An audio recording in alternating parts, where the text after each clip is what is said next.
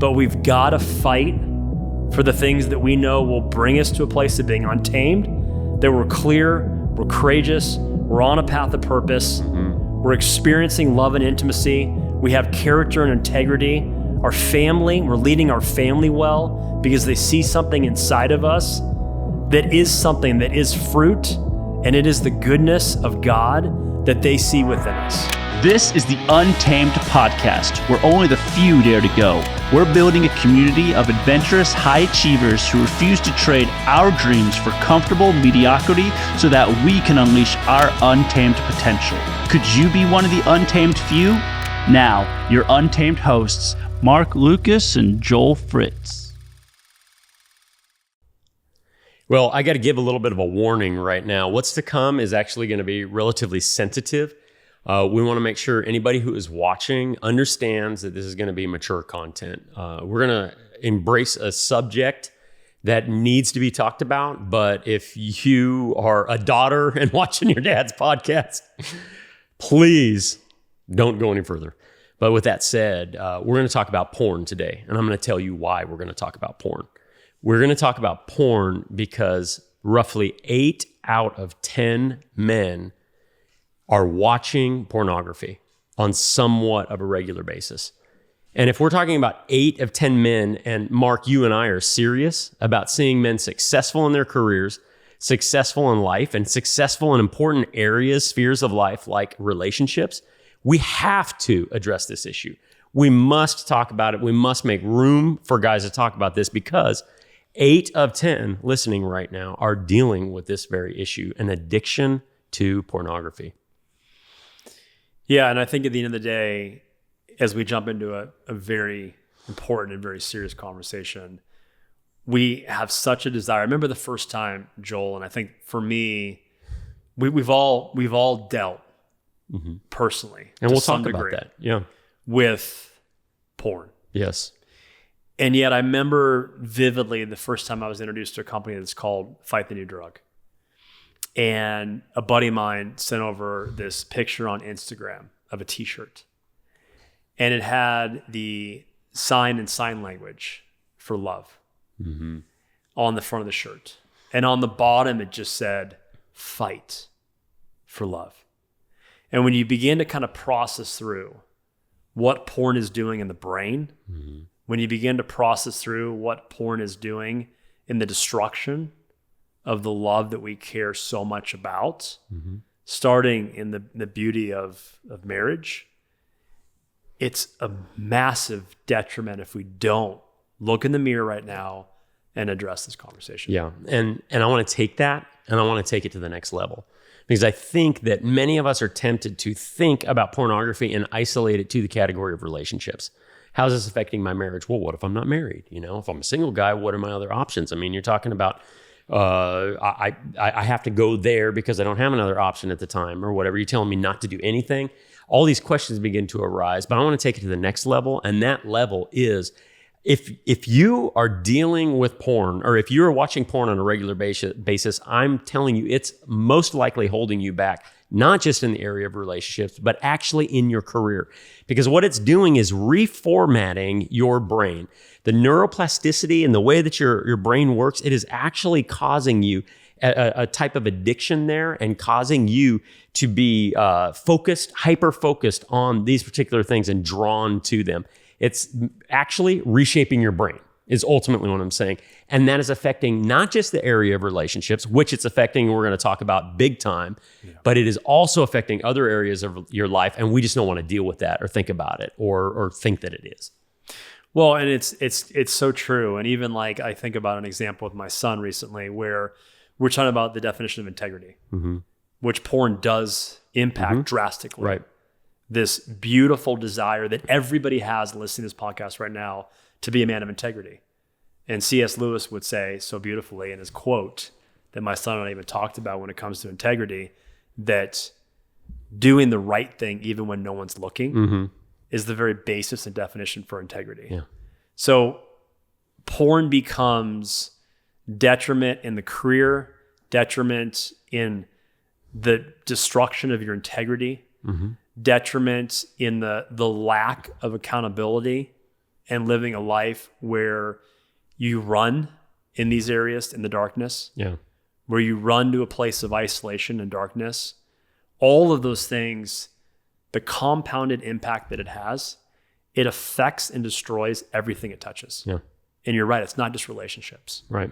So I'm glad even early on in this conversation that we hit that. Yeah. So let me be a little bit raw and honest now.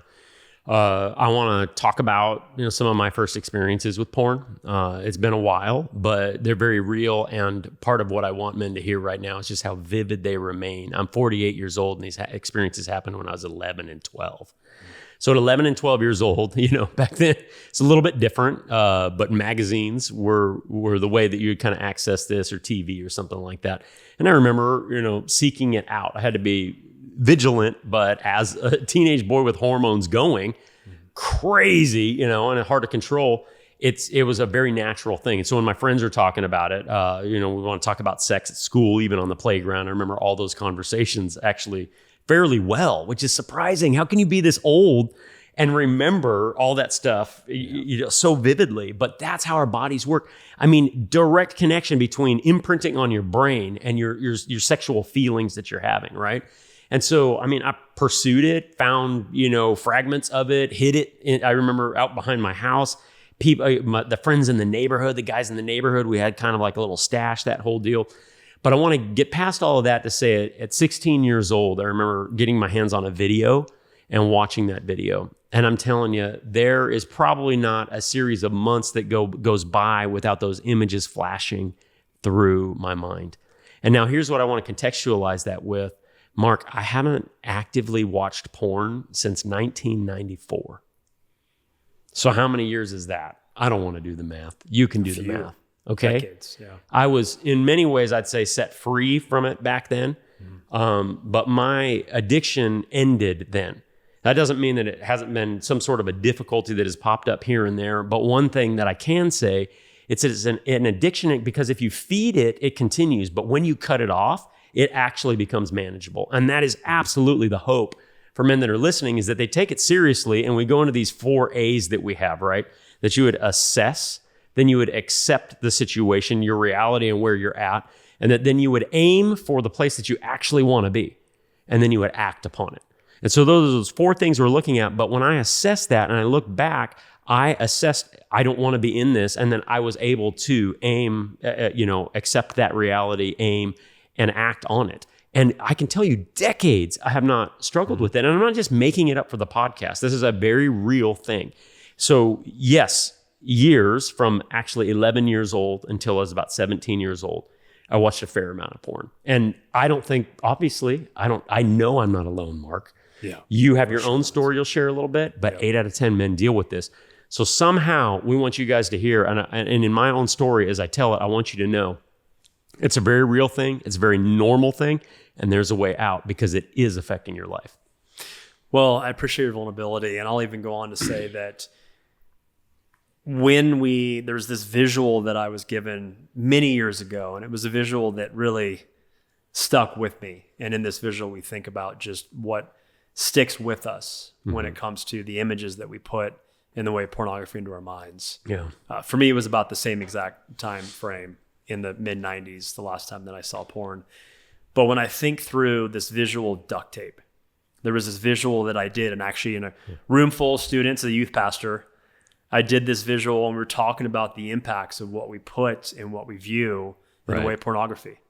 And I pulled out a large, probably 4-foot long strip of duct tape, stood on a stage that was full of shag carpet, and I pressed down that piece of duct tape, stood on it, walked over it several times, kind of mashed it into the actual carpet, and then carefully, it took me a little while, but peeled it off, and then held up that piece of duct tape. And Joel, it was amazing, because there was so many fragmented pieces of that carpet that were adhered and stuck to that piece of duct tape. And that's what happens with pornography. Those images continually stay with us, even when you and I both are talking about the year that I graduated high school, 1994. So even when we're talking about, and that was a few years ago, when we're talking about long time ago, we're still holding on to that.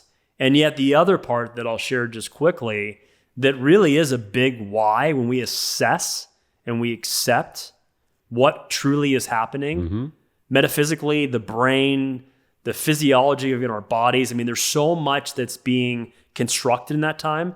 Even when you think about all of that shag that's on the piece of duct tape. Now, what I did is I went to go and place it back on a new piece of carpet, and there was no real stick or cohesion to that new piece of carpet. Yeah.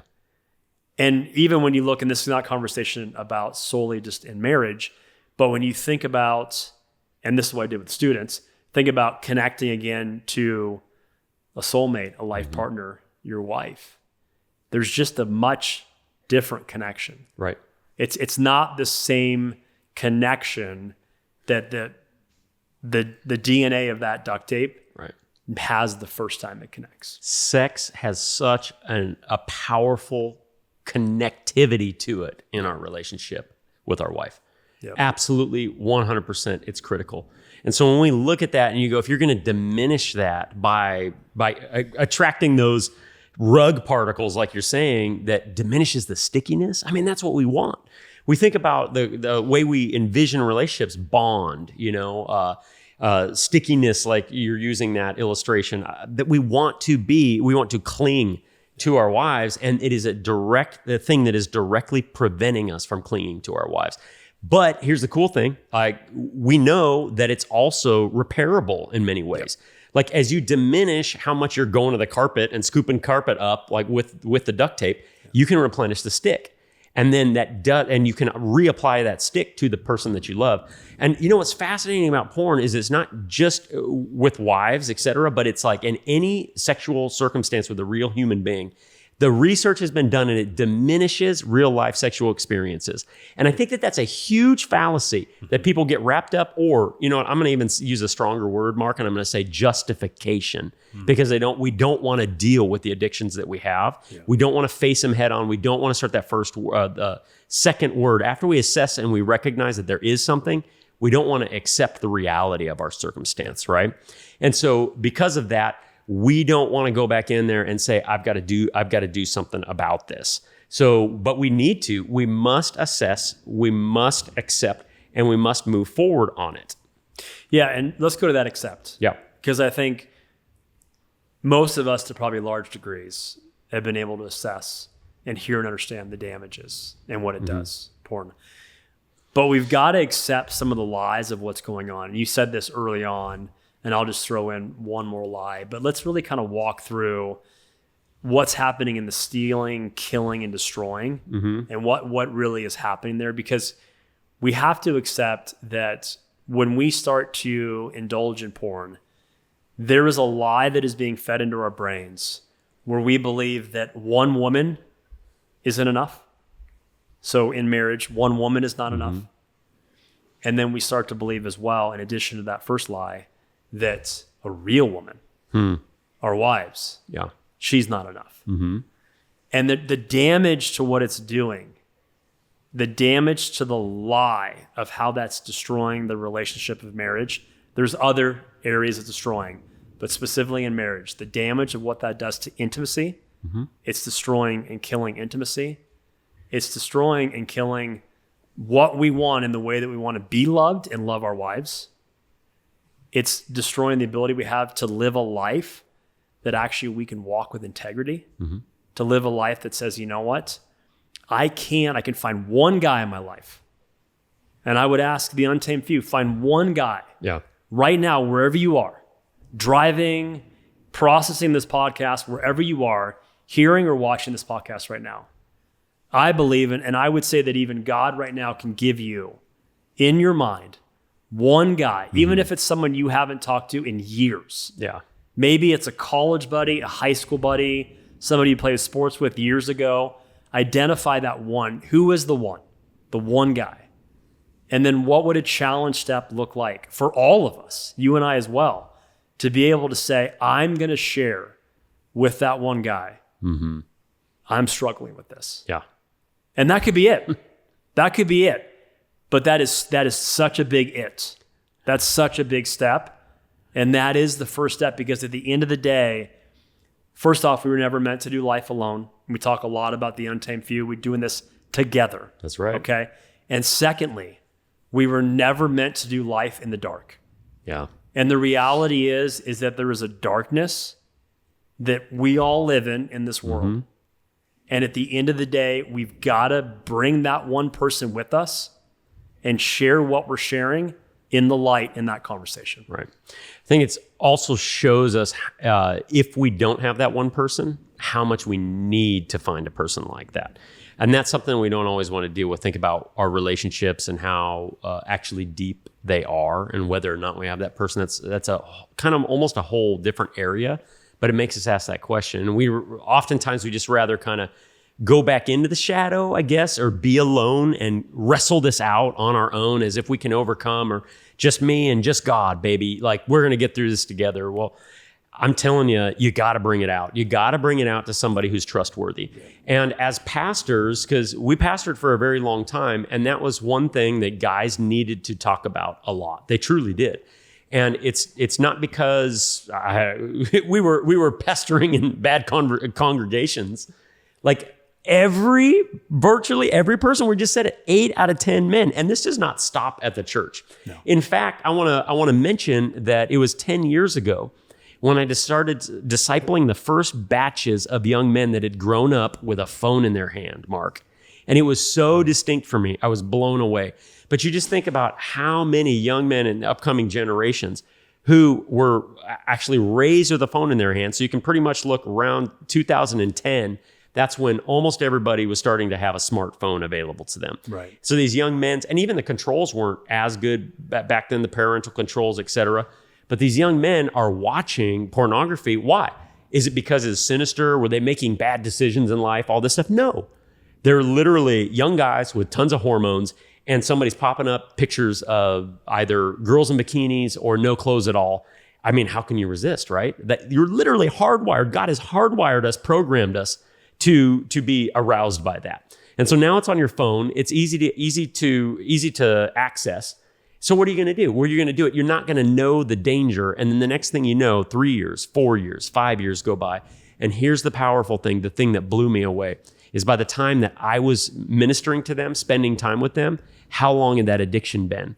11, 12 years old till 18, 20, 22 years old. We're talking about a decade of programming their mind in the most formative years of their life, that this is a perfectly normal thing. And if there's one thing I feel like we want guys to hear, it's not normal.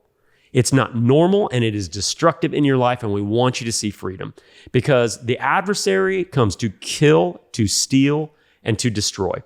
And that is exactly what's happening in these circumstances. It is not normal. And it does not have to be a part of the untamed few's life. In fact, when we have that word untamed, one of the biggest things that we look at, it's not to be wild and do whatever you want. It's to literally untame ourselves from what the adversary, from what the world has told us. This is how you live. This is what you do, and free ourselves into the freedom and the reality, the calling that God has created us for.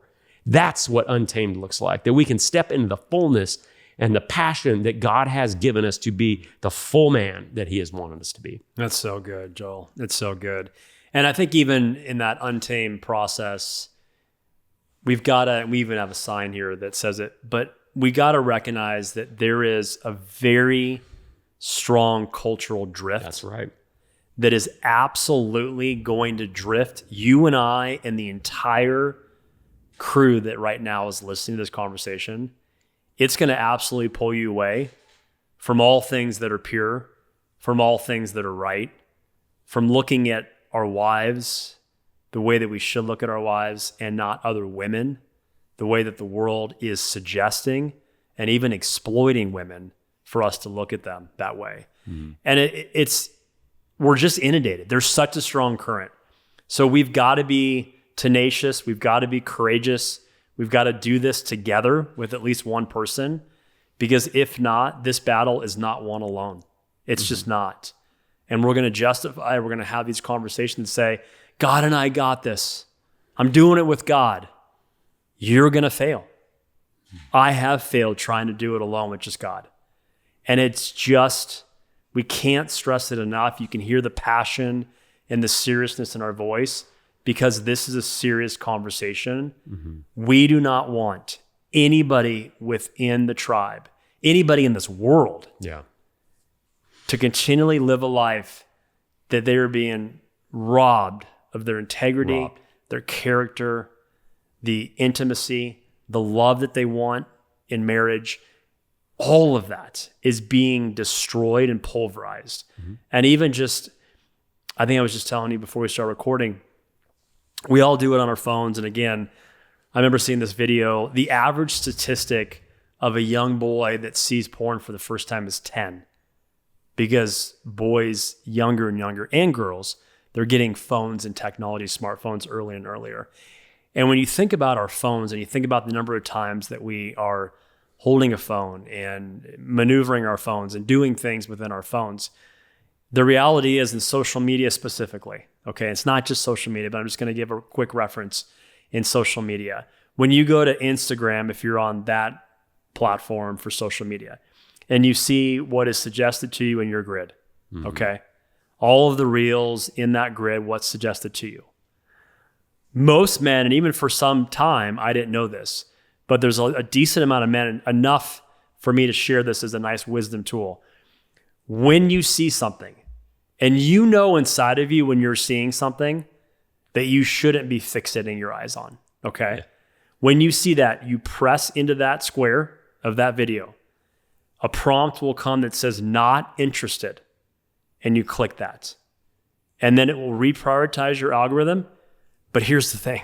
You've got to be relentless. You can't stop fighting the drift. Right. We've got to be salmon that swim upstream in this, and you can't get weak. Yeah. You cannot get weak, because I do this probably almost weekly, and I've been doing it probably for the entire time I've been on Instagram. Okay? And that's a long time. Yeah. And it still hasn't figured it out. That's because right. sex sells. We know that there's going to be images that are continually served up, whether it's streaming TV, whether it's social media, whether it's Google, wherever it is. But we've got to fight for the things that we know will bring us to a place of being untamed, that we're clear, we're courageous, we're on a path of purpose, we're experiencing love and intimacy, we have character and integrity, our family, we're leading our family well because they see something inside of us that is something that is fruit, and it is the goodness of God that they see within us. So come on. Yeah. I mean, men, listen, do not forsake the calling for which you have been called. Yeah. Step into it fully. Listen to what Mark just said. I mean, anything that is holding you back, that is what we are here for. We want to scrap it. We want to put it to the side. And this is exactly what we're talking about. Pornography is holding you back. And if you don't know it, well, now you do, right? Yeah. This is it. This is a moment of reckoning. This is the opportunity for you to assess a situation, accept your reality, and aim for the place that you want to be. Aim for your calling. Aim for your purpose. Aim to be the person that your kids need you to be. Aim for the relationship that you want with your wife, not the relationship that you are accepting as if you have to accept it that you have currently. You can do it. You literally can do it, but you're going to need help. You will need help. Don't fight the battle on your own. I mean, I just want to go on and on and on. Yeah. But guys, you have got to engage this situation, because otherwise it will wreck you. It will. It will take what you don't want it to take. It will steal from you, and we don't want it to steal from anybody. Yeah.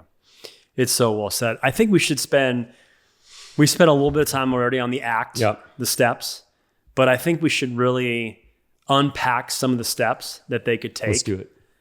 So I don't think we could stress this enough, and we've already both, you and I, mentioned this, but I think there has to be victorious and to aim at the target that you want to hit, you've got to take a step that says, I am going to share with one person.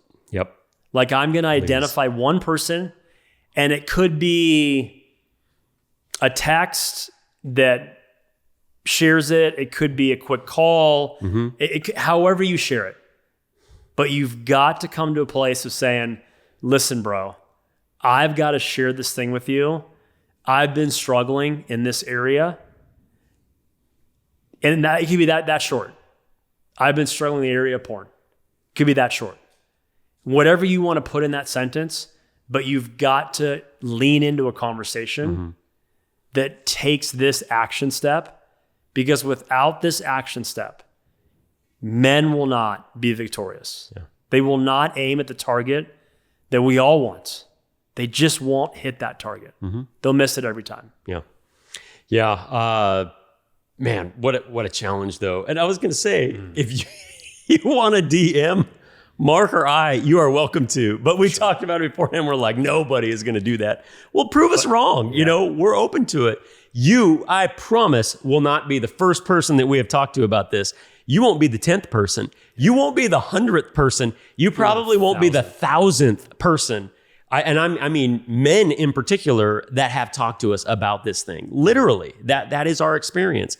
And I just want to encourage you again to think about the reality that if it's 8 and 10 men, we are not talking about you and you alone. We're talking about the vast majority, and we want to see you get freedom in that area, but you got to tell somebody. Yeah. And then that makes us question, who do I have a strong relationship to actually tell? It also makes me think of pastors, and maybe we're blessed and a pastor actually is listening to us right now. I mean, I want to ask the question, have you set yourself up in a situation and asked the men of your church, created a context in which they can talk about this?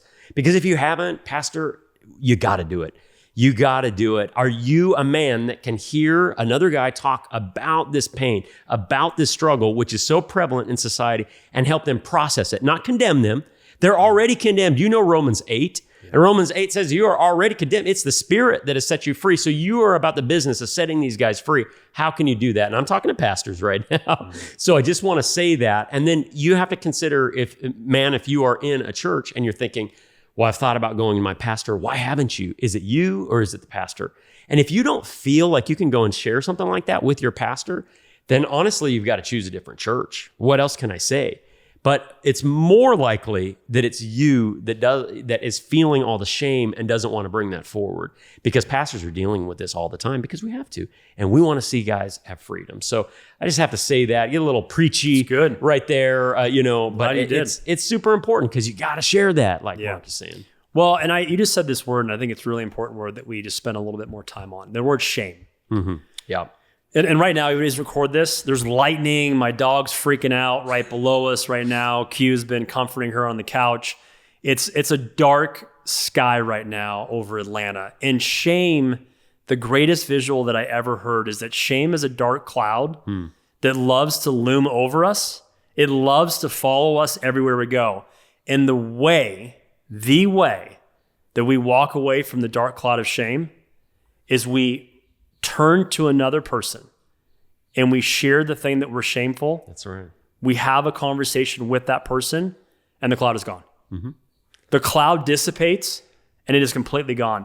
And men will live their entire lives walking in shame, not knowing that as you take a step to walk with another person in the light, both of you sharing in a way that's authentic, it's transparent, it's raw, and it's real. You say, bro, I've got to be real with you right now. This is the stuff that I'm going through right now. This is the struggle that I have right now in my life. This is what's really been shameful in my life. And then I promise you, even if it's not right away, that other person, normally right away, will reciprocate back and say, you know what, I'm so thankful that you shared that. I've been wanting to share stuff with you for quite some time as well. And I've been shameful as well. And I've also been dealing with porn. I've also been dealing with this as well. And now the connection and the amount of light that you have to be able to be victorious over the darkness of what porn is so beautiful and so overwhelming. You will be victorious. Mm-hmm. You will be victorious. And the last thing that maybe I would want to say in the time that we have, don't get discouraged. Right. This is not easy. We live in an extremely strong current of a world that's saturated in pornography. We live in a culture that's saturated in sensuality and beauty. Mm-hmm. The spirit of beauty and feminism is everywhere in media and culture. So don't get discouraged. We will be here for one another. You're going to walk victoriously for a few steps and then probably fall. Mm-hmm. But don't give up. Right. Continue to share with another friend that is that person for you right now that feels like this is my brother, and begin to continue to walk after you fall together. Yeah. Pick yourself up. He might have to pick you up, but pick yourself up and keep walking. Yeah. Keep fighting the good fight in this. We will always be fighting this until the day we die. Yeah. We never hit the mountaintop of this and put down a flag, a white flag that says, we've conquered this. Right. We will have many victories. We will have major victories, but we will always be fighting for this because the current won't stop. That's right. The current will continue. The last thing I'll say quickly, I know this is kind of a big last thing, but I just want to address it. It's in my heart just to address quickly. In my experience, and I think Joel as well, because we've talked about this in this conversation, with really collectively thousands of guys that we've had this conversation with, a conversation about them dealing with porn. Most times, when we begin to kind of peel back the layers of the onion, there is a root there that we pray, and I'll use that word, we pray, that over the course of time, you and this other friend, you and even conversations with God would begin to ask yourself, what might this be rooted in? What shame? What insecurity? What wounding? We've talked a lot about wounding and understanding that we've all been wounded even as an early adolescent male. What wounding possibly was the origin of this? And you don't have to get there right away. But I would just encourage men in this lifelong journey, as they peel back the layers and they prune back the layers, pray and ask others to help you kind of get to the root and the heart of it. Mm-hmm. Because the earlier that we identify that, you're going to really experience a lot of victories, but I think you'll experience a real major victory when you uncover what that is. That's awesome. Yeah. Well, we're going to start wrapping this up. Yeah. And as we wrap it up, I want to point out a few things, Mark. I want to point out what it's doing. And then I want to point out a few steps that they can take. We've mentioned, you got to reach out to somebody, a few clear steps, and then we're going to wrap. Yeah. But one thing that I want to make sure that we cap with, I guess, I don't know. I'm like, I'm using trending language and I'm probably completely using it wrong, or at least saying that. Here's the deal. We put a cap on this whole thing. Tie the ribbon, tie the bow.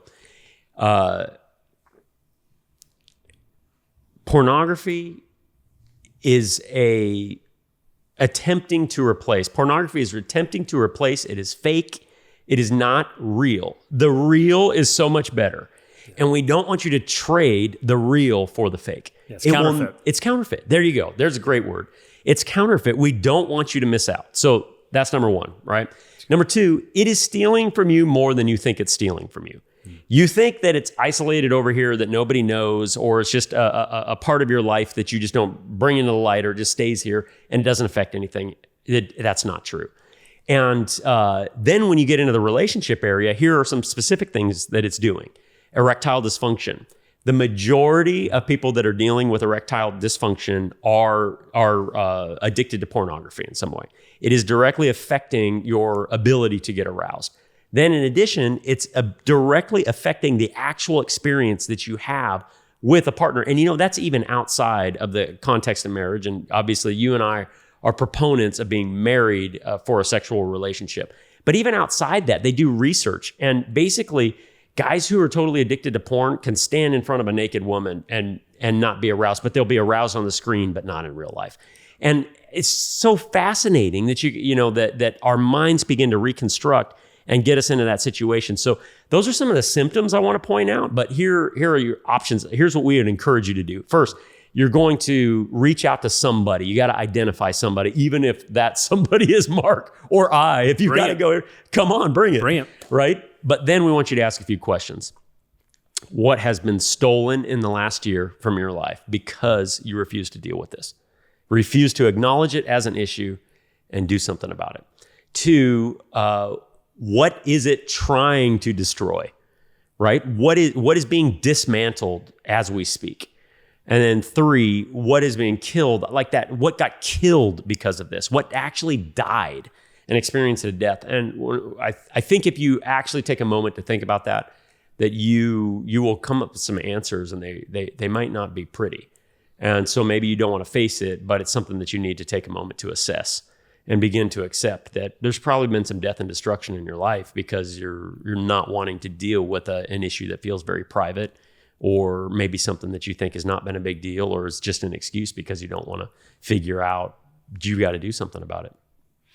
That's well said. I just want to end from what I'm going to share by saying how much God loves each and every guy that's listening to this conversation. And no matter what they've done or no matter what's been done to them, God loves you so much. Yeah. It's a love that we could never use the right English or the right vernacular to describe how much he loves them. Don't walk in shame. Don't do it. Don't do it alone. Take the steps, have the dialogue and the conversation that we are having with you, because we love you as well. And we want men to be victorious in this fight, in this battle against porn. So true, so true, so true. Be free. Don't accept being a captive. The door to the cage is open. It's on you. Step out. That's good. Thank you, guys. If this episode sparked something in you, please subscribe and even share it with someone who's ready to take their life to the next level. We're always on the hunt for men who are looking to become untamed and release their untamed potential. Also, if you found value in this conversation, then please rate the podcast and leave a comment. It makes a huge impact in building our community. We'll see you next time when the adventure continues, or maybe when yours begins.